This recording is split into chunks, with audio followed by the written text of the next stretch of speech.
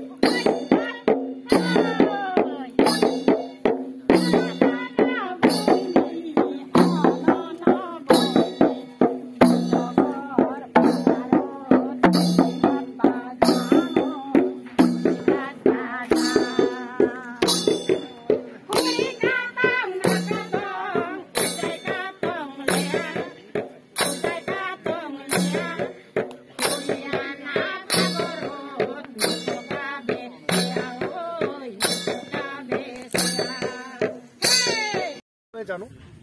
আমি এই অঞ্চলৰ ভিতৰত বা দক্ষিণ পাৰত যদি কোনোবা এটা ফেষ্টিভেল জনপ্ৰিয় আছে বা যদি সকলোতকৈ শীৰ্ষত থকা অনুষ্ঠান বুলি ক'লে চান্দৱী ফেষ্টিভেল আৰু এই ফেষ্টিভেলৰ সময়ত আমি দেখা পাওঁ যে হাজাৰ হাজাৰ লাখ লাখ লোকৰ সমাগম হয় এনেকুৱা অৱস্থা হয় য'ত ৫-১০ কিলোমিটাৰৰ ৰাস্তাৰ লাইন হৈ যায় আৰু সময়টো ইমান সুন্দৰ বছৰৰ প্ৰথম দিনৰ পৰা ৫ তাৰিখলৈকে প্ৰত্যেক বছৰ কোভিড বাদ দি প্ৰত্যেক বছৰ সেই তাৰিখতে আমাৰ ফেষ্টিভেল অনুষ্ঠিত হৈ আহিছে আৰু বিভিন্ন অসমৰ বিভিন্ন জেগাৰ পৰা বিভিন্ন জিলাৰ পৰা এটা পৰ্যটক আহি এতে এই যি নেচাৰেল বিউটি বুলি আমি যিটো শব্দ কওঁ প্ৰাকৃতিক সৌন্দৰ্যৰ সকলোৱে এটা উপভোগ কৰে বা সেই যি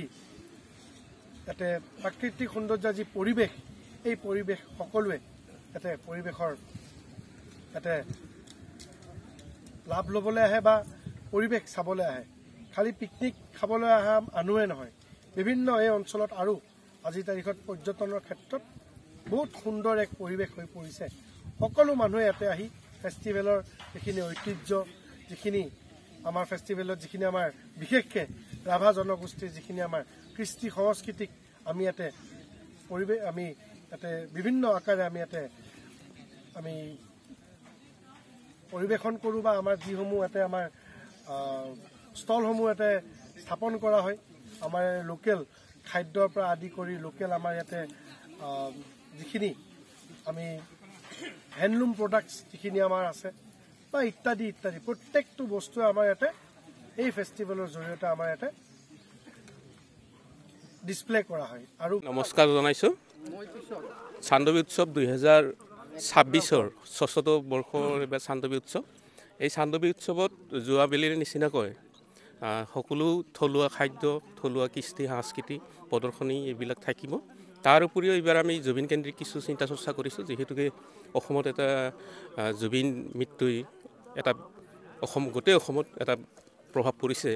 আমিও চান্দৱী ফেষ্টিভেলত জুবিনক সুঁৱৰি কিছু প্ৰগ্ৰাম ৰাখিব পৰা যায় নেকি তাৰ বাবে আমি ইতিমধ্যে আলোচনা চিন্তা চৰ্চাখিনি কৰি আছোঁ নিশ্চয় আমি জুবিনক সোঁৱৰণ কৰিব লাগিব মই ভাবোঁ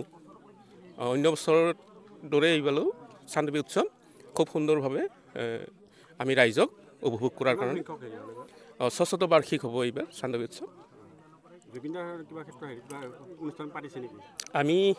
জুবিনক শ্ৰদ্ধাঞ্জলি অনুষ্ঠান আমি পাতিছোঁ চান্দৱী উৎসৱ উদযাপন সমিতিৰ তৰফৰ পৰা আৰু তেখেতৰ পৰিয়ালবৰ্গলৈ আমি পত্ৰ প্ৰেৰণ কৰিছোঁ 1